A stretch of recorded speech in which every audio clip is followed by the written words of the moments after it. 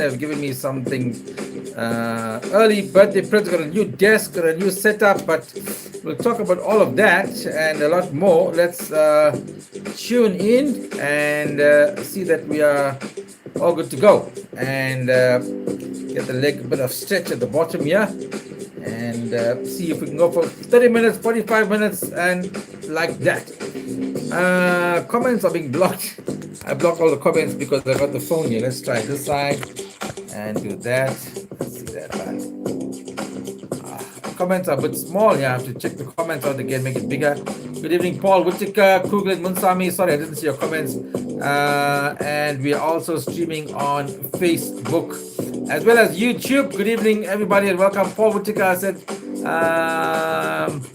I really have to sort the text out on this here, but I will get there. Good evening, Kritika, also joining us on YouTube.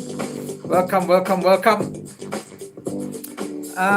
Sunil Pranpat, Suleiman, and right. Good evening, good evening. How's the lighting? How's the sound? Are we getting better? Casey, again, congratulations on your new setup.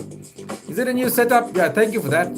Fairly new. How's the lighting? Better? You're not seeing me in the dark anymore. Give us some comments on that. Let me get this phone sorted out there. YouTube's going to be a bit of a hassle because we're a bit different setup, but we're going to get there slowly, get YouTube sorted out as well. Calvin Wesley Pillay, happy birthday, Hema.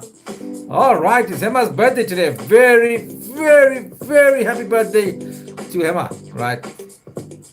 Let me do this because I haven't done this in a while, and Hema is a special person. So, Hema, just for you, happy birthday to you. Happy birthday to you.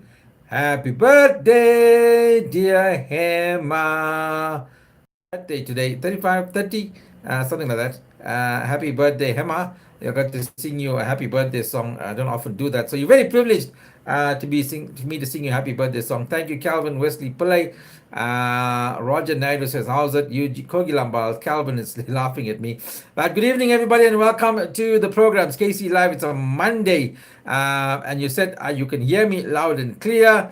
You can see me well enough. And that is what we need. So just gonna get my mouse onto the other screen there. I have to like bang it onto the other side, and then it doesn't go when I want him to go. Come on, fuck off that side. Right, there's it there. Right, let's get him. Hey, back the side. Get that side. Sorry, I got two screens to work with. So, right, good evening, everybody, and welcome. It's I've got on my screen says Thursday, 29th of October, when indeed lighting and sound is good. IKC Josie in the house. YouTube members have joined us. Calvin says, thank you, guys. Happy birthday to Hema. We live streaming on YouTube and Facebook. By the way, for the guys on Facebook to get better streaming, apparently you got to lower your streaming. Don't go to high streaming, go to lower streaming, and you'll get better connectivity, shall we say. Xavier says, Park but the posy is buzzing. Short bra for the movement. Is it buzzing, Xavier? Where did you see it's buzzing? Mother singing, says somebody there. Sorry, I can't see your comments that well because I need to increase the text on my laptop. It's gone back to normal. Actually not. We increased the text on my other computer or the screen, and now I've changed it around a bit. So just, it's a work in progress.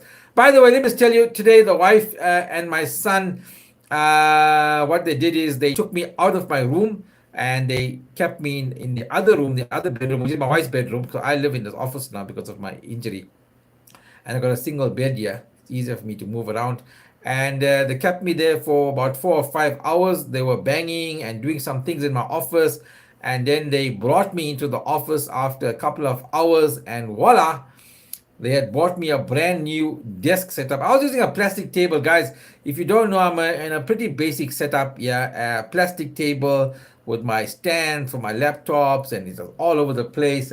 Nothing too professional, to be honest. On the side of me here to keep my stuff. They reset my entire office. I've got my 3 lights set up in front of me to give me better lighting.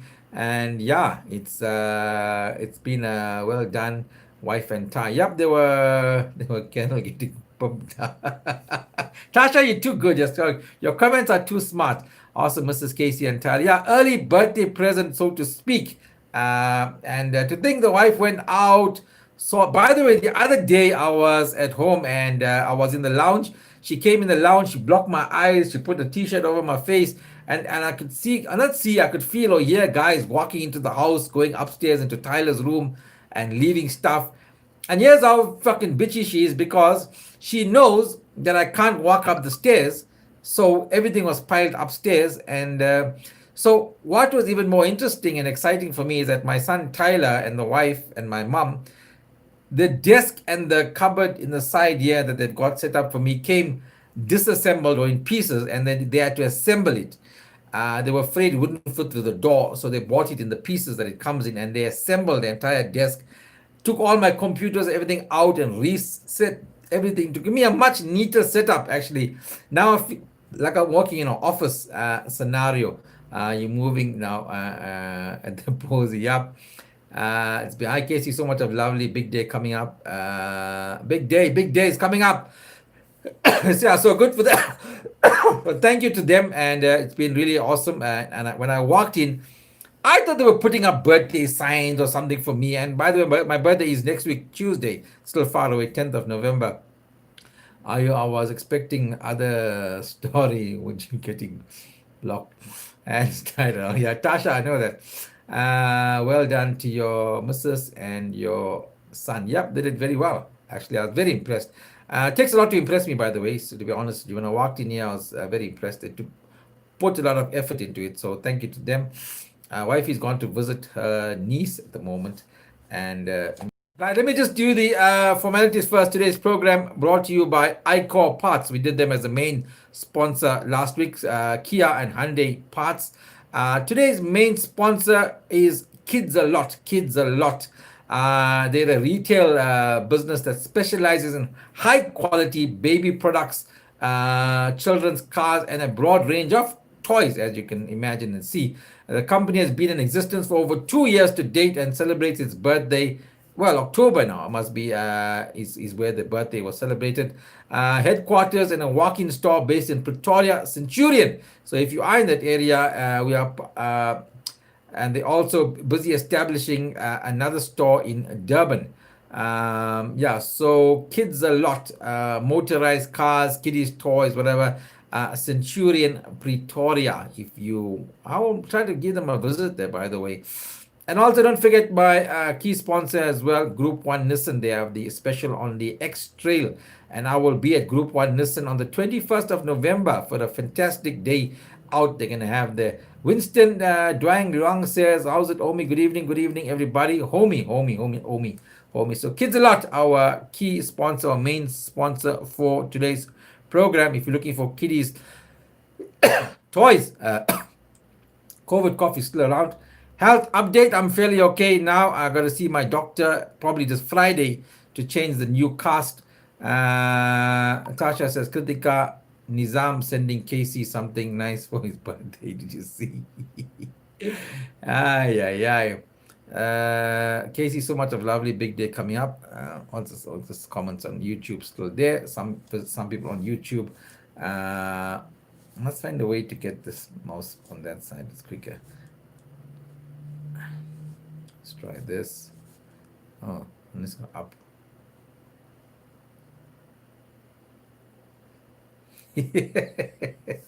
How fucking stupid am I, right? So let me share my stupidity to get the Word document to move. So I'm trying to move. So you got to get the mouse onto the second screen to work. So I got it at the left hand because the other screen. Listen carefully.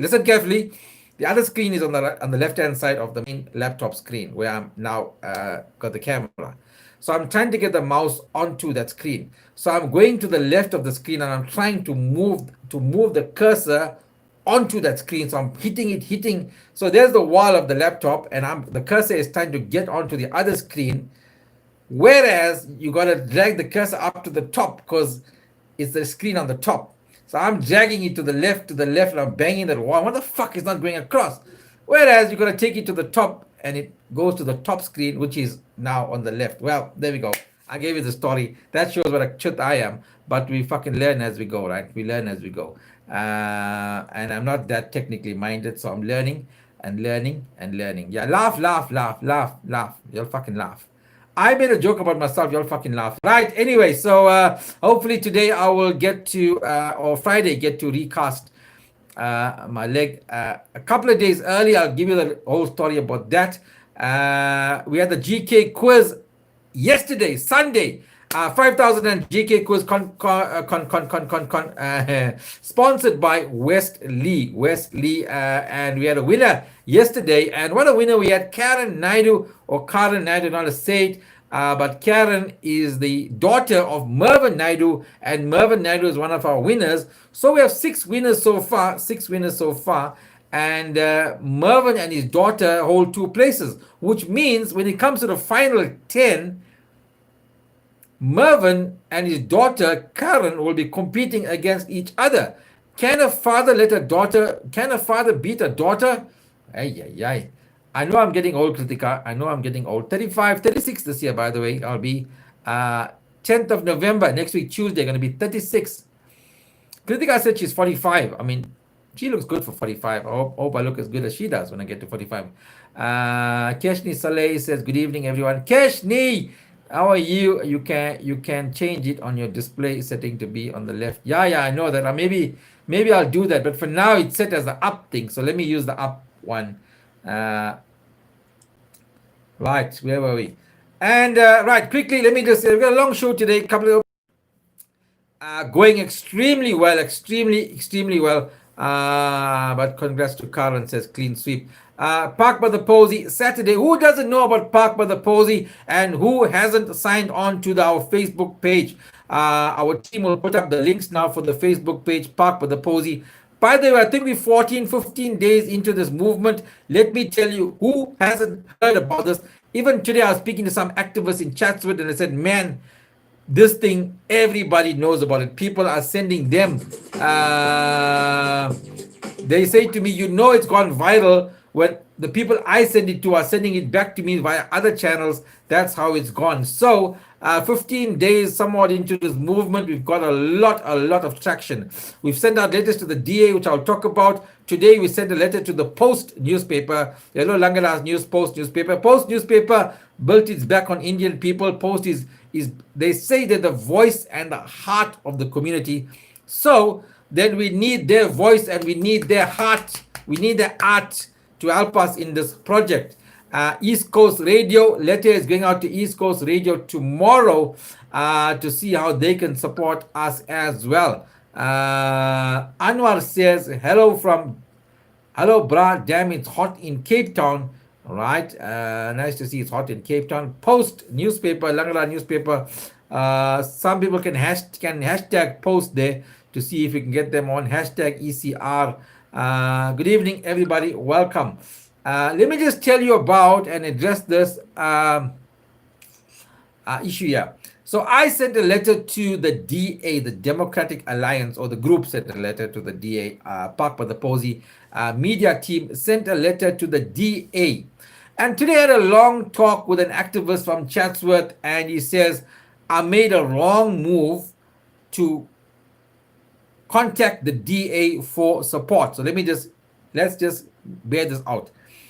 And he's not the first person, by the way. Another lady contacted me, said, so for me, the idea is to spread this message far and wide and get to as many people as possible. Now, the Democratic Alliance has a strong foothold in Chatsworth and Phoenix and other Indian areas. Somebody tell me I'm wrong there, right? They have a strong foothold in this. And basically, they are the majority ward councillors in the Indian areas. And this guy also admitted that even where the ANC won, the Indian people voted for the DA, but the ANC councillor won, which means majority of Indians voted for the DA. Right, there we go. So he says, I am getting political and getting the DA involved. Here's my thinking behind it. We need to get the message through as many people as possible to reach people in Chatsworth any way possible. Now, if the DA has 4 or 5 councillors in Chatsworth, that means the DA ward councillors through their WhatsApp groups have their fingers on 70% of Chatsworth people or to reach their wards. So when I approached one DA councillor, they were wary of the project, and they said they needed to get authorization from provincial. So, and I know councillors who know me and know the movement haven't been posting on their platform about the movement. So my idea is to say the DA to say to their councillors, listen up guys, it's okay, you can post this advert. The guy who was chatting with today says to me, the DA will come along and the DA will hijack the project and then it'll become a DA project. What I wanted to say to him, fuck off. It's not going to happen that way. I'm not that stupid to allow the DA to come and hijack our project.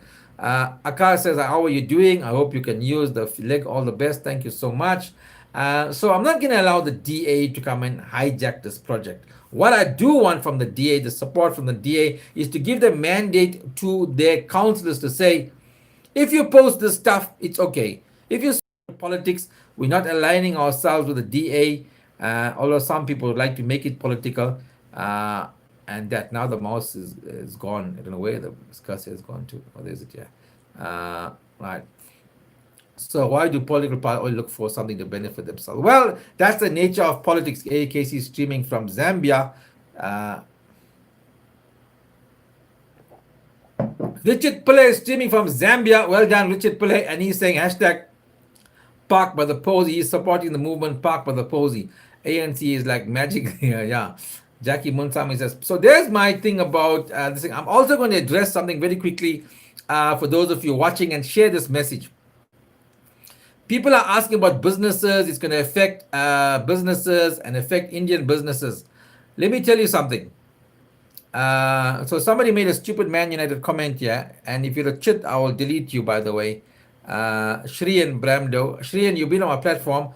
When we're talking something important and having a discussion, don't make stupid comments. I will block you, right?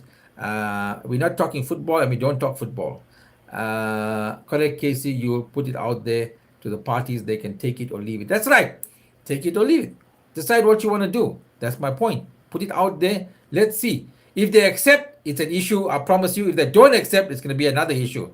That's where we stand with that.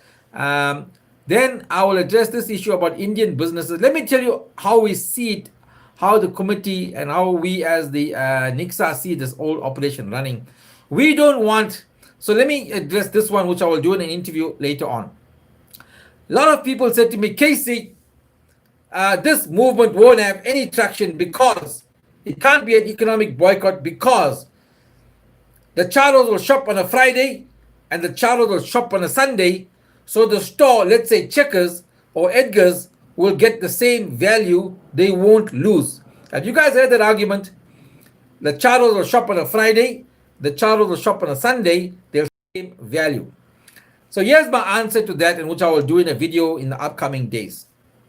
We as the Indian community, can I say this, and we as NICSA, the National Indian Congress of South Africa, are not here to fuck up the economy. We are not chuts. We're not chodos. We value the economy. We know what the economy means to this country. We're not here to damage the economy. So let's see how smart we are as a group and what we are doing, right? And how this protest will have results without affecting the economy. I don't mind that you go shop on a Friday and go shop on a Sunday, because that means Checkers will still get its value, Edgar's will get its value, all of that will happen. But on Saturday, what's the objective of this program? On Saturday, when the Charos park by the Posy, we will see a drastic reduction in footfall, foot traffic, customers at Gateway, Galleria, Pavilion, Sibaya, Suncoast. That's what we want. We want to see, for them to see, and for us as a people to see that we can make an impact on these institutions, establishments, the economy. Can you see that? Do you see where we're going? It's about showing the might. It's about showing, mostly even to ourselves, the value we bring to these establishments and these businesses. I don't necessarily want Sibaya to suffer. I don't necessarily want Suncoast to suffer. That's not we as a group wanted to achieve. What we want to achieve is a sense of solidarity amongst Charos. We must be noticed that we made a difference. That's right. Ricky Naidu is saying, On Saturday, it must be noted that we made a difference. We're not here to so go. So if you want to go shop on a Friday, go shop on a Sunday. By all means, go and do that. We're not stopping you from doing that. Indian businesses in Chatsworth, Phoenix, Reservoir Hills, carry on. Business as normal. Carry on. We are not stopping any. Why would we have a protest to hurt our own people? Why would I and my group and any normal person want to hold a protest to hurt our own people? There might come a time when we'll need to make a sacrifice, but now is not the time, right? Continue as normal, business as normal. Have your birthdays, have your weddings. If there's a funeral, do all of that. Carry on as business. McDonald's also, or Steers, or those outlets. These are major outlets. Need to feel a difference. They need to make an impact, or you need to make an impact on them. Naresh says, "Don't these chuts know it's a day protest cripple the economy?" Well, sadly, there are a lot of chuts out there. Hi, Kaylin, how are you? Sadly, Naresh, there are a lot of chuts out there, and we got to reel them in and make them understand. So tell me something if you agree with this statement here, right? I just thought about it today. Tell me if this will catch on via hashtag. And how's this one here? A lot of people, okay, I'll say it in my video. Let me not say it now. Totally support the project. Excellent way of showing solidarity, says Danny Pillay. That's what we need to show, solidarity. So Indian businesses, all of that. By the way, Chatsworth Center and Phoenix Plaza, people are asking me about Chatsworth Center and Phoenix Plaza. They need to come to a standstill. Are we clear? Is that it? Do you agree with me? Can you imagine India with no Indians gateway? Exactly, says Ricky Naidu. Chatsworth Center and Phoenix Plaza need to come to a standstill. So let me tell you about Chatsworth Center and Phoenix Plaza. I think they have the same owners or management team, but however, do you know the trillions, millions, trillions, billions, I don't know which ins it is, that these malls have made? Let's just take Chatsworth Center, which is older than Phoenix Plaza. Billions? Is it trillions? I don't know. Let me tell you something about Chatsworth Center. Back in the day, maybe 10, 20 years ago, when I knew the PR person there, the Nando's at Chatsworth Center, by the way, all stores submit their income or turnover to mall management. And this female friend I knew, we won't go into details, was a PR person or center manager there at one of the malls.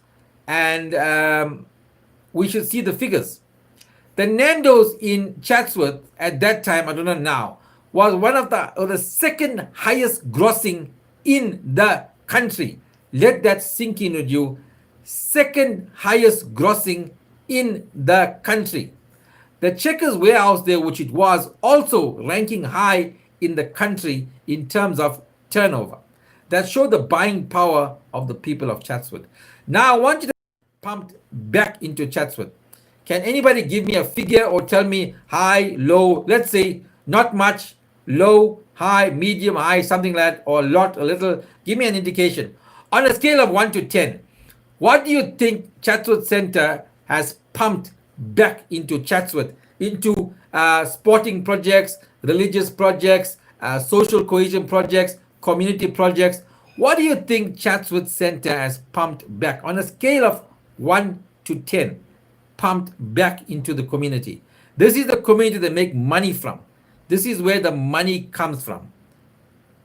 Hardworking housewives, single mothers, grantees, pensioners. I wouldn't say zero. Some of you are saying zero. They have a bursary fund or something here and something there. I wouldn't say it's zero. I would give them a 3 at that. I would give them a 3. Clean Sweep says 8 out of 10. So Clean Sweep says Chatsworth Center has put in 8 out of 10. I don't know where you got that figures from. Maybe he knows something I know. Clean Sweep, please inbox me and tell me how you know 8 out of 10 they've put money into Chatsworth. Maybe you live in Chatsworth, you know more than me. I don't know. I've lived in Chatsworth for a while. I don't know. But you seem to know it's 8 out of 10. Kaylin says, I loved McDonald's, especially after John at 3 a.m. knowing Ramaphosa, they had never seen me again. And owned by Ramaphosa, yep. It was owned by Ramaphosa. He sold the shares. He didn't own McDonald's for a while. The franchise, South African franchise, you can give them 3, but I never saw or heard of that. Yep, I know what you're saying. I'm giving them 3 for some of the projects that I don't know about, Jackie. That's what I'm saying. I'm giving them 3. There's probably some projects they've been involved with that I don't know about, but there's no major projects that we know about. So those are the things. By the way, I'm going to play you something now, right? I'm going to play you something. This is audio now. Very interesting audio. This was an interview with the Prime Minister Forster, John Forster, yeah, 1974. This interview, 1974, people. Listen up. The policy of separate development, as I understand it, has at this point evolved, roughly speaking, as follows, that about 14% of South Africa is reserved for the Bantustans. It's not a question of being reserved for them. That is where the mistake is made all along the line. To interpret this situation, you must know something of the history. Yes, I wish you'd tell us something about this country and its people. It so happens that more or less, for all practical purposes, the time that the whites moved up from the Cape, the blacks moved down from the middle of Africa, and they settled certain portions of what is now the Republic of South Africa. The Xhosas, the Tswanas settled portions of Western Transvaal, the Sothos settled portions of Northern Transvaal, the Vendas settled another portion of Northern Transvaal, and so I can go on. And they claimed certain land which to this day they still possess. So it wasn't a question that it was reserved for them. They settled that land and they've got it to this very day. But apart from that, and the whites settled the rest. But apart from the land that they initially settled, and which today is still their land, in 1936, the then United Party, under the leadership of General Herzog as Prime Minister and General Smuts as Deputy Prime Minister, 7.25 million morgen of land. And that land is still being bought up today. As a matter of fact, about a little over 6 million morgen of the 7.25 has already been bought, and we are now buying up the last remaining 1.25 million of morgen of land. So the point is that land which is theirs continues to be theirs. Continues to be theirs, and we didn't put them there and say to them, look, that is where you must live. They settled that land, and they picked that land, and let me say so, from an agricultural point of view and from a rainfall point of view, it is the best land in South Africa. Well, but it is true that I think the figure is 2 million people have actually been moved, correct, during the past 15 years, told to go other than where they would like to be. No, it's not only black people that have been moved. Whites are being moved as well. I've just tried to explain to you that whites have to evacuate no less than 7.25 million morgen of land. And blacks are put on that land. Well, essentially, well-developed farms and well-developed land. Well, essentially, as I understand it, you view the situation in South Africa. Right. So if you just joined us, we Prime Minister John Forster. I never heard this, Casey. Thank you for this. Yeah. So I'll continue. It's an interview from 1974, and John Forster. There's even more something he mentions here. Look, there's no way you can justify apartheid, right? So it's trying to justify apartheid, but he's talking about the land issue and how the land was redistributed or what it did. So, and where they came from. Interesting for me was the fact that I know Rajan Teklal says he's talking cuck. So remember, John Forster here is trying to justify me is that the black people came from the north, and that's how they came and settled here, and how the Zulus ended up in KZN. That's what I know from my understanding is they weren't here when these white folk arrived here, whatever. or the Europeans arrived here. The black people weren't here. They almost arrived almost simultaneously and met each other somewhere in the center. But anyway, let's listen further and see what. Africa roughly as follows: that the black population, or your guests, that they actually belong in the ancient territories. To the extent that they live and work in your territories, they must accept. Listen to this part. First class citizens. Take what you want You out of more or it. less equate them to the guest workers in Europe. Because it's not only the black workers from Tswana land or Listen to Venda this land part. or Zulu land that come to work in South Africa.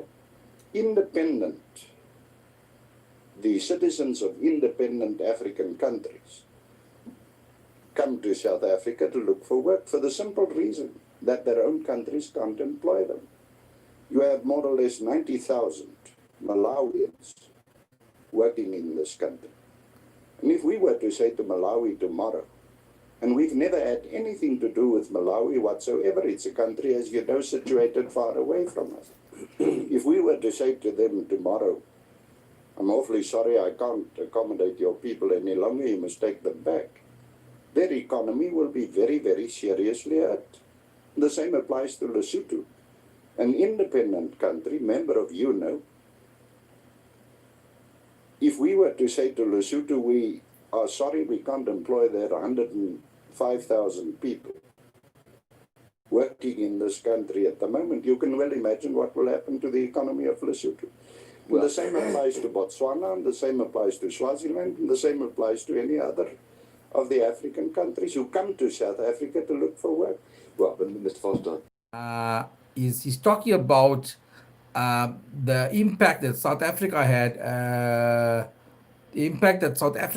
on the economies of the surrounding countries. So even if you want to, this is my view, my personal view, even if you want to say what apartheid did or didn't do, whatever. So let us also take something. I might say something controversial here, or whatever. Take it to my version. When the Europeans arrived in Africa or South Africa, I mean, the black population here was still in loincloths and spears. They were still not as developed or as developed, shall I say, as the Europeans. So obviously they were a bit more ahead in skill and whatever. So it's what they built.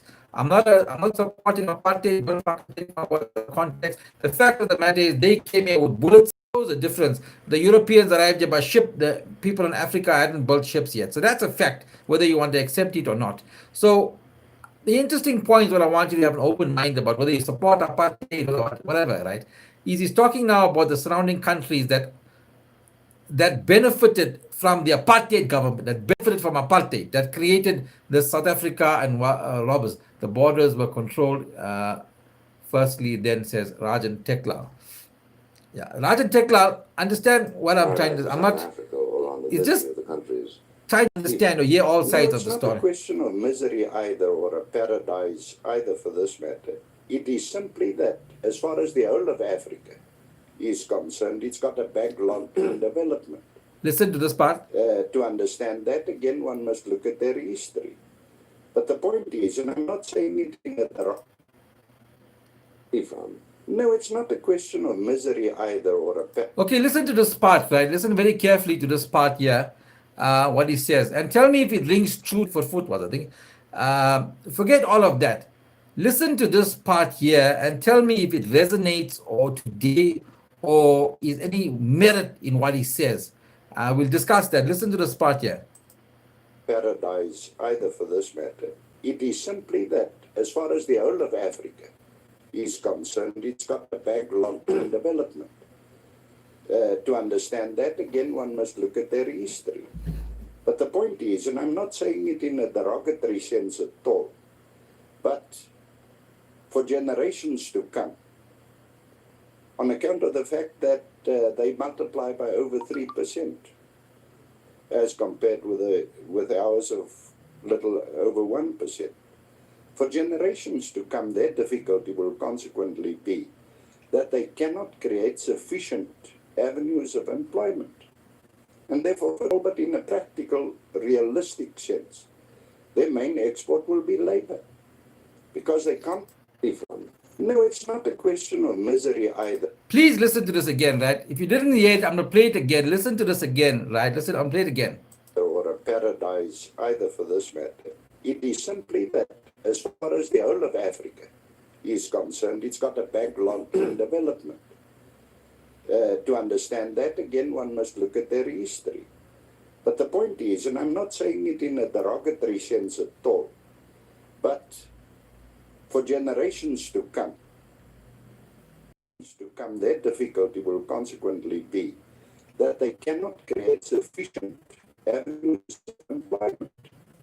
And therefore, for generations to come, and I want to make it very clear that I'm not saying it in a derogatory sense at all, but in a practical, realistic sense, their main export will be labor, because they can't employ their own people. And it so happens that until that time, that they have developed to such an extent that they can employ their own people, they will be forced to look to South Africa and other countries to employ their people whom they cannot employ themselves. Right. What's your take on that? The last part was what was something for me. This is 1974, by the way, people. This is an interview with then Prime Minister John Foster. Couple of points he made early on was about the Xhosas and the Bantus and the Vendas who came from the north and settled in those areas. They chose those areas. They weren't put there. That's up for this thing. But he's talking about Africa, the fact that Africa wasn't developed, didn't develop. There's a backlog of development. Isn't that still not true? Isn't that still holds true today?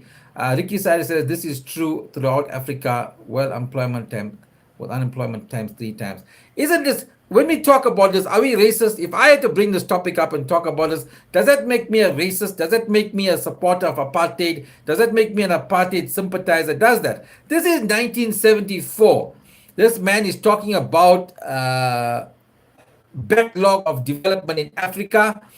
He's talking about the black population multiplying by times 3, and they're unable to sustain labor. Generations to come. Yep. For generations to come. I mean, this guy, that was the word he used there. It's going to be a problem for generations to come. 1974. We are in the year 2020. No facts are facts. Says, and Marsh says, Kalen. Yep, there we go. That is what that guy said there. I don't know, how many of you guys agree with him. I mean, even PW Bota said some stuff. What messed SA up list is opening up our borders. Absolutely true, says Eleanor. Good day, says Johan. Jackie says if you bring it up, if they will say you are. Balin says white men built infrastructure and the economy of this country. That's a fact. White people built economy. Let's talk about that. Let's educate me, right? So, and because I want to know as well, right? So I want to know. I'm going to ask you this question here. I'll now figure out how to take my mouse that side, then I know where it's gone. Yeah, so there we go. So educate me here. I saw a picture. I've seen the picture a few times. Kalen said, let us Batu said what Eugene Tereblan said the exact same thing, got himself murdered. So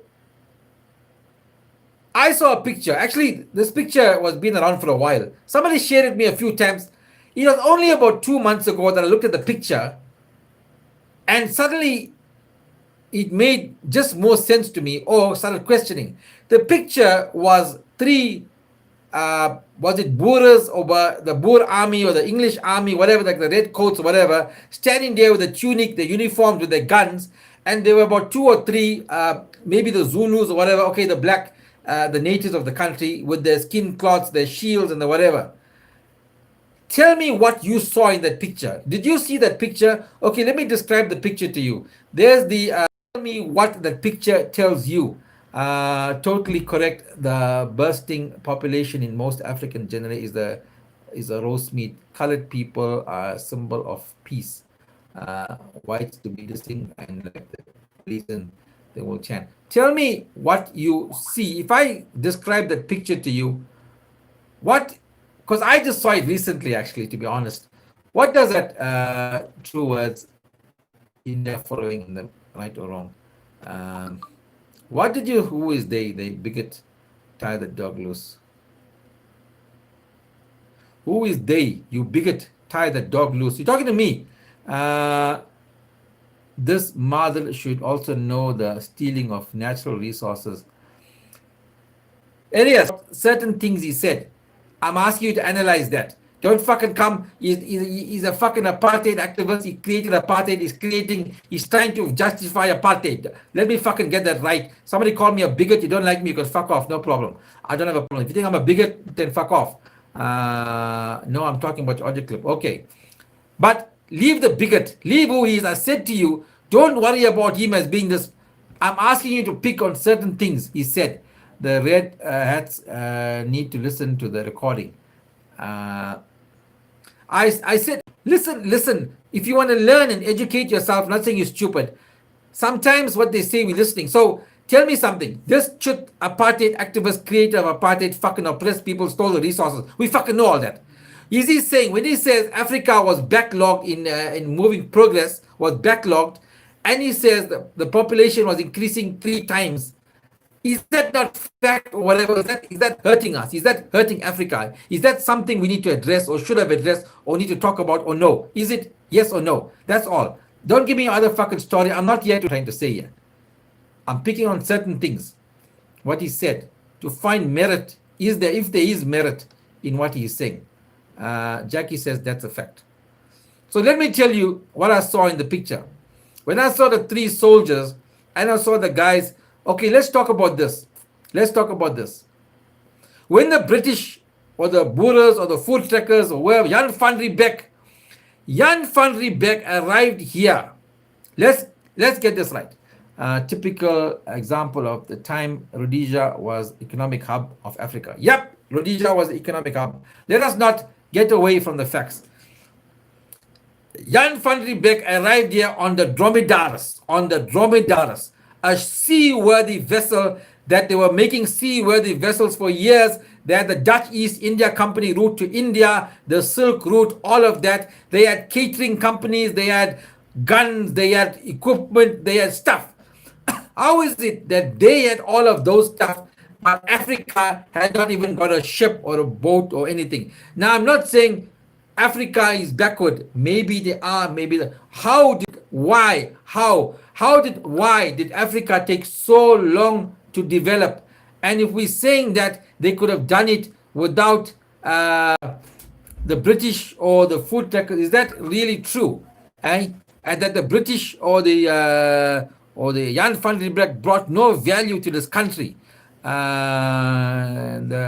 Culnish man, he really was 100% correct.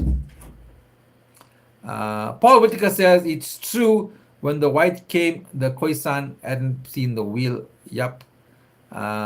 Showed in the differences between the white man and the African in terms of civilization. Yep. So Ricky Dad is talking about the picture. I was talking civilizations. Now, for whatever reason, the Africa civilization had not progressed as fast as the European civilization. That is not something up for debate. That is a fucking fact. So Africa had not developed as fast as Europe had. They hadn't even seen the wheel here in Africa, as Ricky Naidu is pointing out, or Paul Whitaker says the wheel hadn't even come to South Africa. Liberals will lynch you for speaking the truth. Yup. I know. I'm guilty of. I can be lynched at any time. The wheel. Yeah. Well, look. You may like it. You may not like it. Whatever. It's a fact of the matter is where it is. And yeah, a lot of people say, well, if you didn't come here, we would have had the resources. We got the gold. Look. I'm playing devil's advocate as well here, and I'm just trying to make you think here. I'm not, and some people are going to take my words and call me a racist and say I'm supporting apartheid or was for apartheid. Don't realize that a lot of people in this country, black population, say that the resources were here. Realistically, how long would it have taken you to get the resources? You know, And even now, as much as apartheid was bad, can we not take what we can out of it and say we've got these things and move on? I don't know. Maybe I didn't live in that era. Maybe I didn't experience the hurt. Maybe I don't know. I'm just talking from me, what I know. And that picture about the three soldiers and the three black Zulu soldiers, maybe just showed the vast contrast into where Europe was and where Africa was. Ricky says colonization is what developed the world. Well, what do you guys say? We speak of colonials in a bad way. Colonization is always seen in a bad light. Colonization, white colonialist power, always seen in a bad light. Ricky, however, is saying colonization helped develop the world. True or false? What do you think? Well, that's end with the. Let me try this. Let's get it done for you, right? Now I'm trying to get this mouse working here. It's gone. Interesting topic. We'll talk about it on another day, by the way. We'll try and see if we can get more out of that. Maybe I'll play this on another day. By the way, just to let you know, I love you, Casey. No conflict here, but when you, what? Let me just see what's his comment here. Love you, Casey, but yeah, when Foster talks about us and they, it shows a superior attitude. But clean sweep. Understand something. I'm not justifying him. Understand. I only want to pick some things that he said. That's all. Why do you all get so convoluted with something? Even if you're speaking to a murderer or rapist, listen to what he says. He might tell you two things in there that makes you understand his psyche, where he's coming from. You can't just see something and take it and forget John Foster, whatever he is, P.W. Botha, the fucking worst murderer in the world, a serial killer, has something to say, has a message. Listen and pick out what you want to take from there. Gold, diamonds, the resources there. Yeah, why didn't they know it? What to do with it? Yep, that's right, Jackie. So leave John Foster's issue out of it. I was just picking on the few things that he said. And the main thing was about Africa being backlogged, about the population, and about moving forward. I mean, 1974, we in 2020. Does that not still ring true now? He did say it'll be for generations to come. I step forward 3 steps back, we the best. Yeah. So anyway, that's what the point I was trying to make there and get across. By the way, let me end with, guys, on the today's show brought to you by Kids A Lot, our main sponsor, as well as Ico Auto Parts and Nissan, Group 1 Nissan at the Glen. Clean sweep. Okay, point taken. Thank you, Clean Sweep. That's all I was trying to say. Look at those points only. Imagine if people were never taught to mine. Yep. Well, maybe who says Africa couldn't mine? The point I was making is that only point I want to make is that Europe was certainly years ahead of Africa. That's a fact. We can't deny that. India was years ahead. Why was it called the Dark Continent? There was, by the way, Africa, a lot of people who claim to be the cradle of humankind. So let's say of humankind, Africa.